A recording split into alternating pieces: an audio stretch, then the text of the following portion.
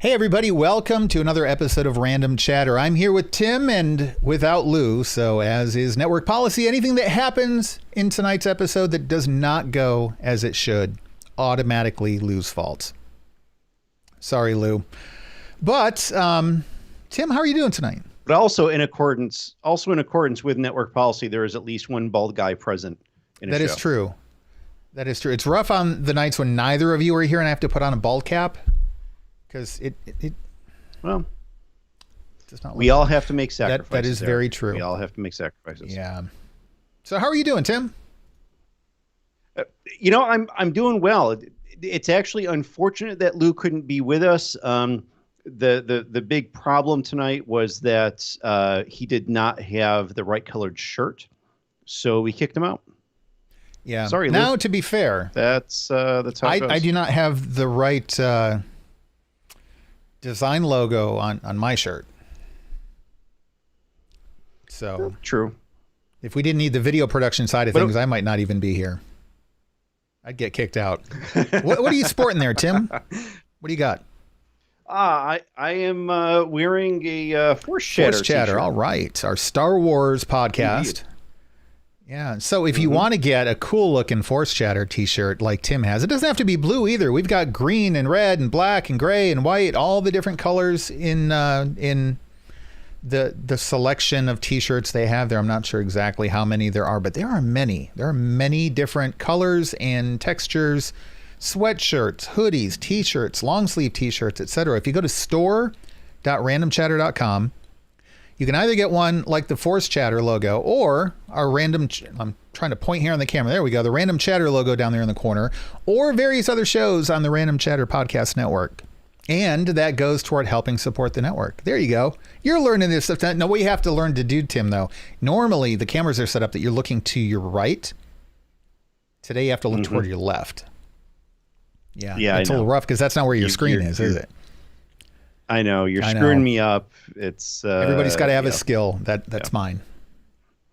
Yeah. See, I've got a screen here, and then a screen there, and then a screen back there, and then I've also got a screen down here.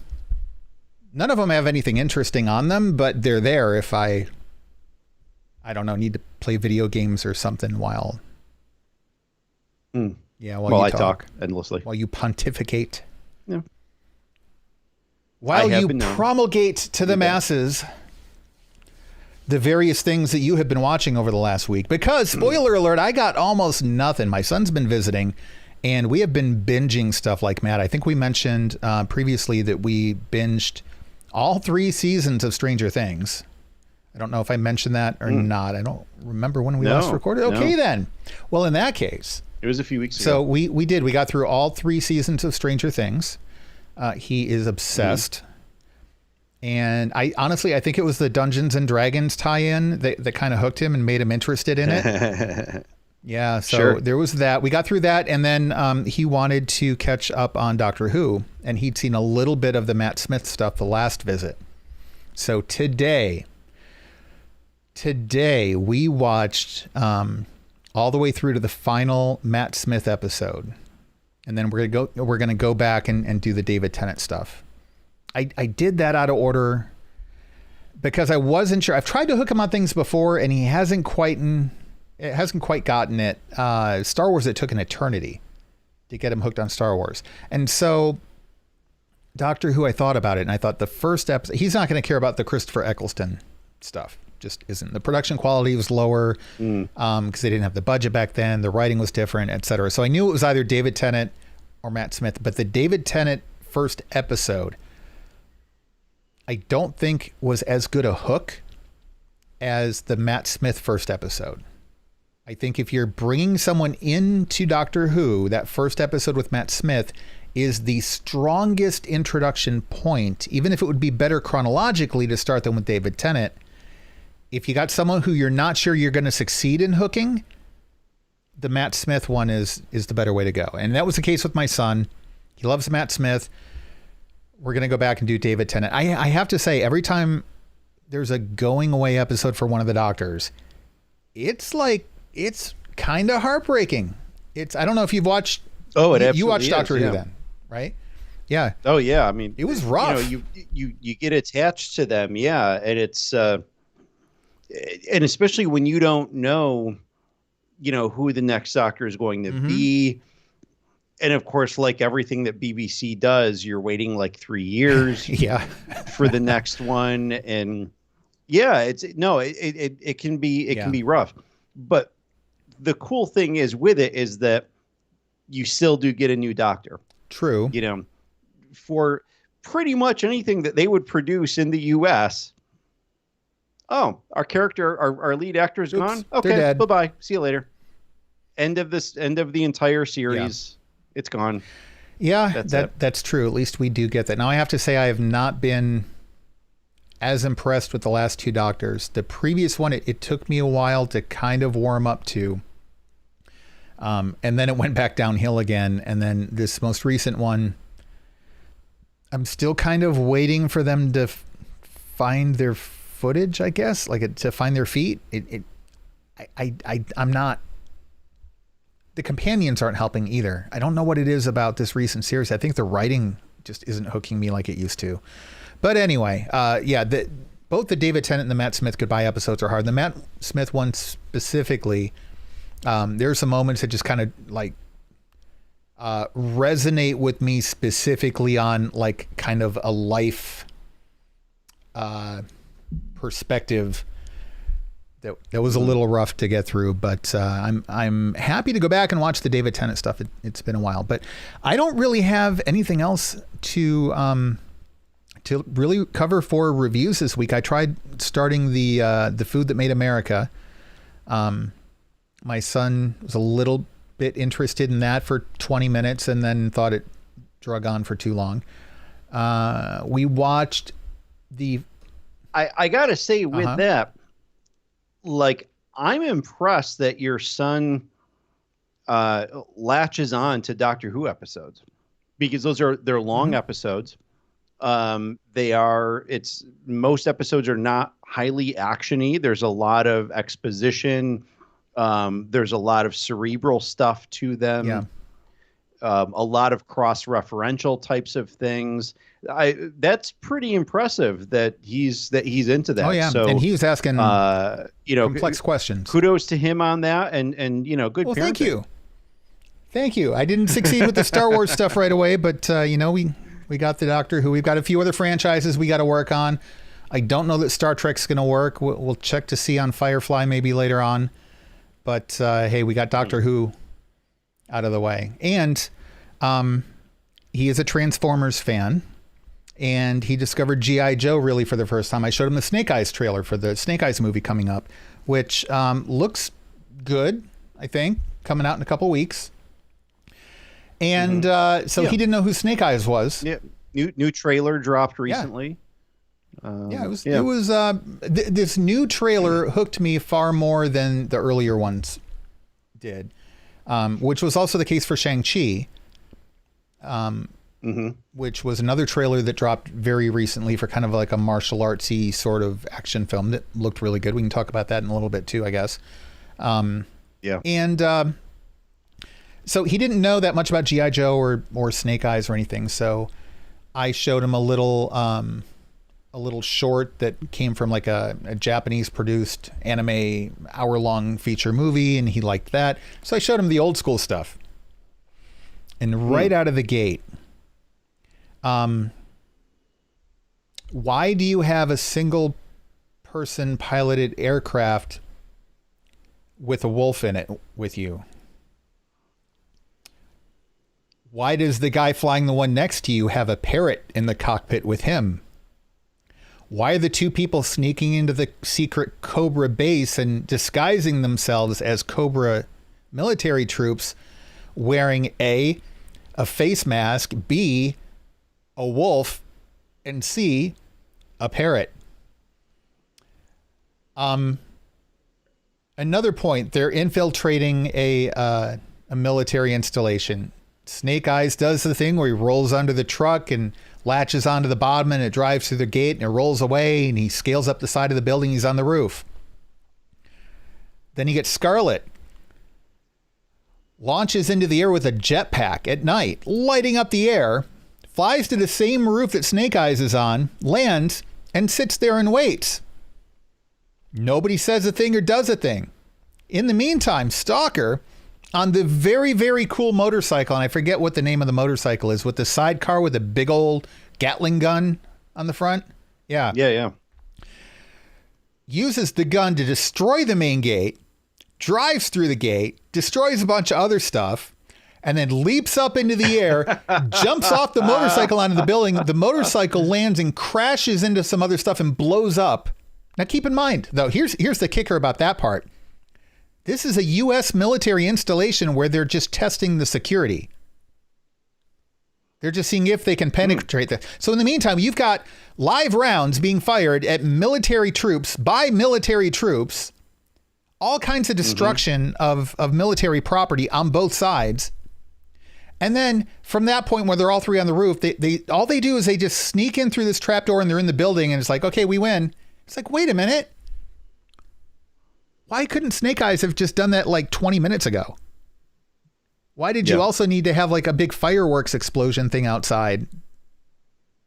So there was that. There was the inevitable question about why can nobody hit anything at all? There was the question about the mass device needing these three exotic elements, one of which was water. My son's like, can't they just go fill that up out of the tap or something?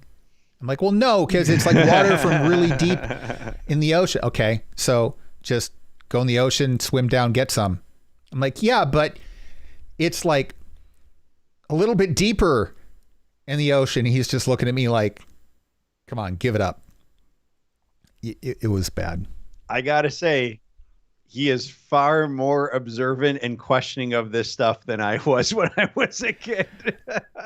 As I was watching this with him, I realized, especially the second 5-part movie, like how utterly ridiculous some of this stuff is. They sneak dreadnoughts, Zartan's minions, into the space shuttle in this cargo container that they loaded up.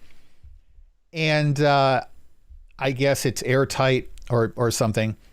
I don't know how they could breathe, but they get out and then they get their little their 4-wheel quad buggy things. Yeah. So that they can drive like what? Swamp. Yeah, 10 feet like because they're in a space shuttle.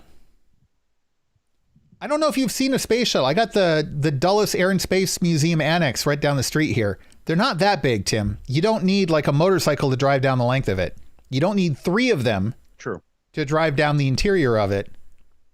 And then they somehow had these little space alien guys, no explanation how, that are all cute and cuddly until you read the note attached to them. It says, ha, we're going to like kill you with our little cute guys. And then they turn into these great big things with laser pistols. Tim, my son wanted to know where they hid the laser pistols. I only had so many answers. Valid question. It was a rough viewing session. The same place that Wile E. Coyote hides his, big hammers. I should have thought of that. That's not at all what I answered with, and I'll just leave it at that. So anyway, that's what I've been watching. Tim, why don't you bring us to things that are actually like reasonable things? How's that? Sure. So probably the best thing that we've watched in the last couple of weeks has been season 2 of Lupin. What is that? So I talked about season 1 of this a few months ago. This is it's a French production. So the one that you have on Netflix, you can't actually watch the original French production. You can watch it subtitled. They also have an English dubbed version, which is actually really quality dubbing. And so it is about, it's actually based on a book or book series that was written about Lupin the Gentleman Thief. And the books are French and all that kind of stuff. And it's set up, I know I'm making an English reference, but like Victorian era type of thing. And, so this is a thief who wouldn't like kill anybody or, burn buildings down or anything like that. It was always very tactful in how he did things. And, so it becomes one of those things that like, oh, well, he's the bad guy, but he's also a good guy because he's not bad. He's being a gentleman about being a criminal. Yes. Yes. And so this series is set modern day. And the main character is someone who has grown up reading those books and being a big fan of Lupin. And because of a particular family history and certain things that have occurred, he basically ends up kind of adopting this particular lifestyle in order to get somebody back. There's kind of a revenge element to this and some other stuff. Incredibly well done, great acting, great storylines. They've already announced that there's going to be a season 3 to it, which I'm really excited about. It's good. It's really good. Okay. And very, very bingeable. Because like they lock you in, you are very, very bought in and invested in these characters very quickly.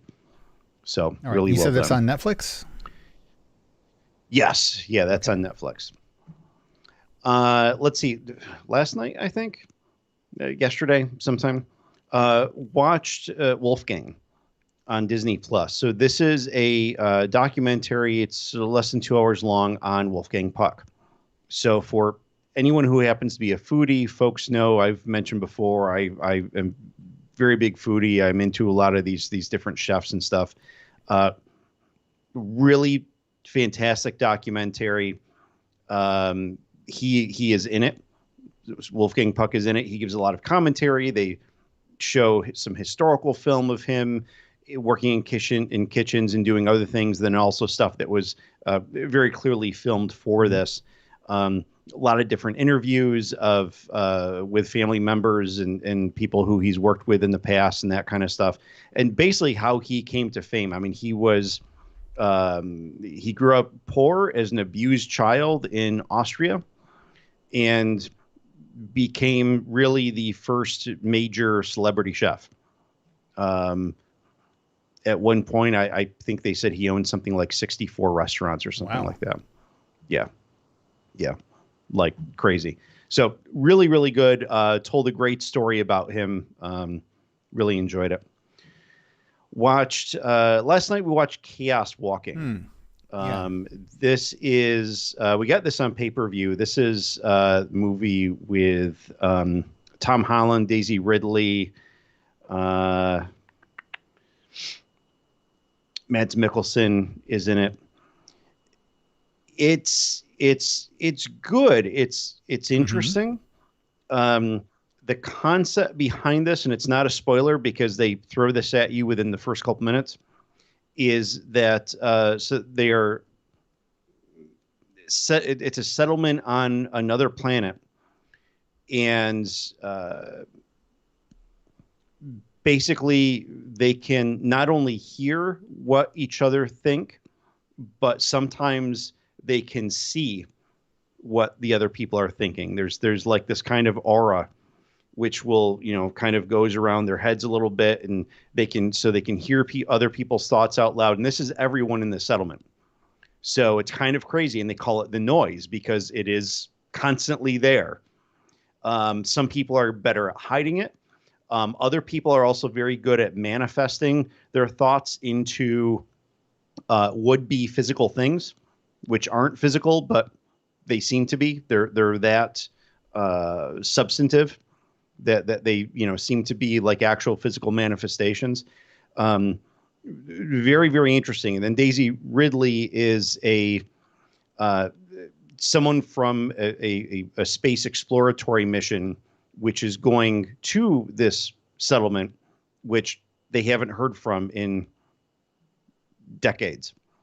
And so she's going down there to basically see, hey, how are they thriving? Are they doing well? All this other stuff. And really interesting premise to it. It ran a little long. One detail though, for what it was, but it was good. The one thing, and again, not a spoiler, they point this out in the trailer. The women don't have the noise. So Correct. when Daisy Ridley shows up, not only is she the only woman in the settlement, but she's not trusted because they don't know what she's thinking. And so things kind of go from there. It's based on a book series by, I want to say is it Patrick Ness? Sounds familiar. Yeah, I've had it like on my Audible list for like wish list forever. I just never read it, but I kind of feel like, I agree with you. I think I reviewed it, not extensively, but I get my thoughts on it a while back. It was good. I don't see them doing a sequel, and there is like a whole series to it. I don't think that this was successful enough that they would bother doing a sequel. I agree. But it was, obviously everyone knows Tom Holland for Spider-Man. Everyone knows Daisy Ridley for Star Wars. And even though they have done other things, and not to say that they're necessarily typecast, but it's nice. It's kind of refreshing to see those types of actors, franchise actors in. You almost have to aggressively not typecast yourself. So Daisy Ridley did Murder on the Orient Express. She did this. I think there was another movie she did recently. Tom Holland has done this. He did that. Was it for Netflix? The one where he was the bank robber. Yes. Yeah. It's good that they're getting out there and keeping movie. themselves from becoming typecast like that. And they're both phenomenal actors. That's the one thing about this movie. All of the acting was good. And you mentioned Mads Mikkelsen. I mean, come on, So the acting was good. The directing was good. The production was good. The story was good. The ending was maybe not super epic. Ending was very predictable, but it was a good ride. It was, yeah. And I think it was predictable because they did want to leave that door open for a potential sequel. And I agree with you.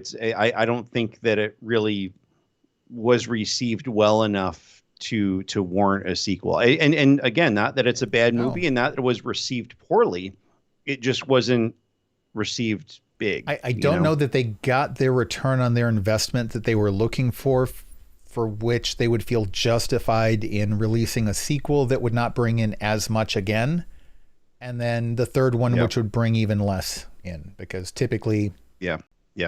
Which is sad. I think it could be good. Like if they were to continue that. If anybody out there has read the books, let us know. And there certainly was some investment. I mean, 3, high list actors, pretty good special effects. It's a sci-fi thing, different planets, some aliens, that kind of aura thing, spaceships, that kind of stuff. I mean, it wasn't like super. They did pretty effects heavy. But there were a large number of effect shots, even if you just include the little visual aura things. I don't think hard to do, but they had to do. They had to spend time in the post production for it. I don't think it was expensive, but not cheap actually either. A fairly grounded movie. It wasn't like crazy wild sci-fi. No. It was a very they established that premise right off the bat. It is believable. It's actually a little confusing to you as the viewer early on. And it's the great part about it is that when they established that premise and they, put you into it head first, you are experiencing what everyone in the settlement experiences all the time. You are hearing the noise, someone's walking down the street and you hear the noise from 20 different people as they're walking down the street of all these different thoughts. And it makes it chaotic. Yeah.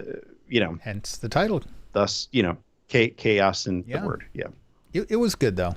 The last new thing for me, we watched this afternoon. It was freaking hot here. As it is around much of the country this week. So aside from doing some stuff outside this morning, we basically stayed in the air conditioning. We watched a movie called Survive the Night. This was released last year. We watched this I think it was on Prime that we watched it. Bruce Willis. And, usually I would think, hey, Bruce Willis, I really like Bruce Willis. Unfortunately, the last movie that I saw that Bruce Willis was in a few weeks ago was not good.